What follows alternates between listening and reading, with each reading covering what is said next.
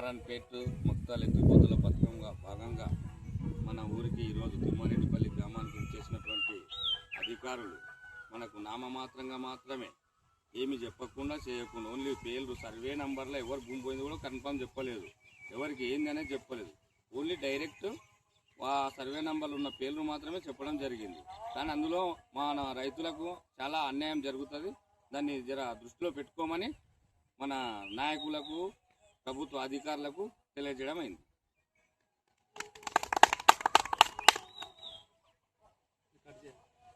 జై తెలంగాణ, కేసీఆర్ గారి నాయకత్వం, నరేందర్ అన్న గారి నాయకత్వం.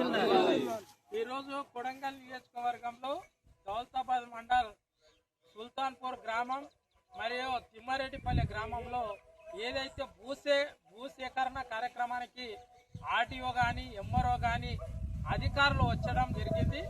మేము స్థానికంగా మరి సొంత గ్రామమైనటువంటి సుల్తాన్పూర్ గ్రామంలో మరి మా యొక్క రైతులు ఒక 100 ఎకరాలు నష్టపోతున్నారు అనే ఉద్దేశంతో 20 లక్షలు ఇస్తున్నారని తెలపడం జరిగింది.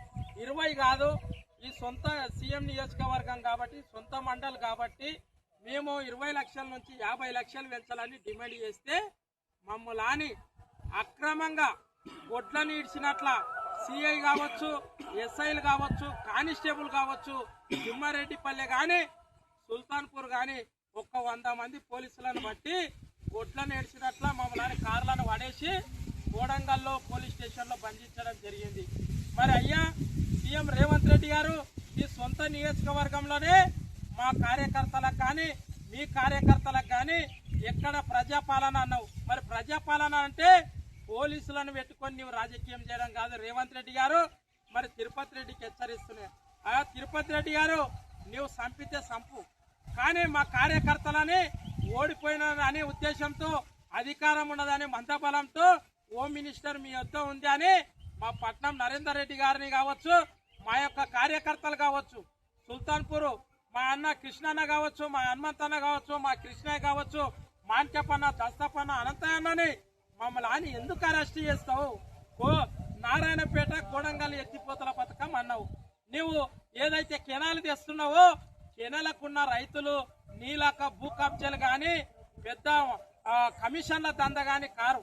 వాళ్ళు 1/2 ఎకరా ఉన్నటోళ్ళు వాళ్ళ దగ్గర కూర్చొని నీవు 20 లక్షలు కాదు ఒక 30 లక్షలు ఇస్తావో 50 లక్షలు ఇస్తావో ప్రేమగా మాట్లాడి తీసుకో.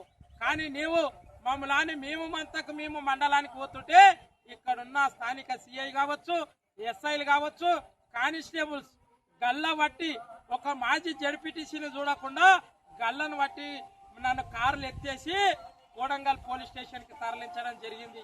మరి అయ్యా తిరుపతి రెడ్డి గారు, రేవంత్ రెడ్డి గారు కోడంగల్ నియోజకవర్గంలో ప్రజాపాలన అన్నావు. ఏం పాలన కొనసాగిస్తున్నావు? నువ్వు భూసేకరణ చేసుకో, మా రైతులు సంతోషంగా నువ్వు రా, 50 లక్షలు నష్టపరిహారం సంతోషంగా ఇస్తారు. మరి నీదే కొండారెడ్డిపల్లె ఉండదు. తిరుపతి రెడ్డి గారు నీ ఏడైతే కోజిల భూమి కబ్జాలు చేసినావో ఆడ ఇద్దు పామరి, ఆడ మేము ఒక ఫ్యాక్టరీ వేసుకుంటాం, మేము ఇది వేసుకుంటాం, నువ్వు ఫ్రీగా. కానీ ఏదో ఉట్టమాటలు చెప్పి 6 గ్యారెంటీలు అన్నావు, 420 హామీలు అన్నావు, ఎక్కడ నెరవేరక నీ ఎంట కొంతమంది చిల్లరగాలను పెట్టుకొని అధికారులని పిలిపించి నేను నా సొంత గ్రామం అయినటువంటి సుల్తాన్పూర్ గ్రామంలో నేను ఒక్కని పోయి ఒకటి అడుగుతా క్వశ్చన్ అంటే నన్ను ఈడ్చుకపోయి జీపులు వేసిన చరిత్ర రేవంత్ రెడ్డి, తిరుపతి రెడ్డి ఒక్కసారి హెచ్చరిస్తున్నాం. నీవు దమ్ము ధైర్యం ఉంటే ఇప్పుడు రాజీనామా చేయి. మా మాజీ ఎమ్మెల్యే పట్నం నరేందర్ రెడ్డి పోటీ చేస్తాడు, మేము సిద్ధంగా ఉన్నాం. కానీ ఏదో నీకు పోలీస్ ప్రొటెక్ట్ ఉండదని కానిస్టేబుల్ అని ఇంటెలిజెన్స్ తెచ్చి 100 మంది పోలీసులను తెచ్చి సుల్తాన్పూర్ తిమ్మారెడ్డిపల్లెల రైతులని భయాందోళన చేస్తే మేము ఓరుకోం.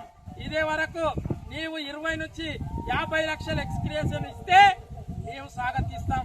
లేదంటే మా మాజీ ఎమ్మెల్యే పట్నం నరేందర్ రెడ్డిని తీసుకొచ్చి దౌలతాబాద్ మండలంలో కానీ తిమ్మారెడ్డిపల్లె సుల్తాన్పూర్ లో పెద్ద ఎత్తున ధర్నా చేస్తామని మనవి చేస్తూ ఈ అవకాశం ఇచ్చిన మీడియా మిత్రులందరికీ ధన్యవాదాలు తెలియజేస్తూ ముగించుకుంటున్నాను. జై తెలంగాణ, కేసీఆర్ గారి నాయకత్వం, నరేంద్ర నాయకత్వం. వద్దురా నాయన, వద్దురా నాయన, రైతుల ఐక్యత.